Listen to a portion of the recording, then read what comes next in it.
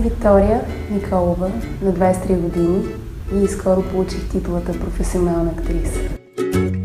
Имам титла, разбира се, че съм щастлива. Изкуство. Хубаво. Бих казала да на кученца винаги. Не казвам на сърдити хора. Под леглото ми си представям, че живее Тинкърбел от Питър Пан. Северният бряг на Ирландия е най-хубавата гледка, за която се сещам. Май още не съм чула всичко за актрисика. Харесват виното и го предпочитат с приятелки. Май. Предимствата на блондинките са, че винаги си имаш едно слънце в косата в повече. Страхувам се най-много от тероризма. Веднъж на един кастинг ме накараха да съм във въображаем медицински кабинет.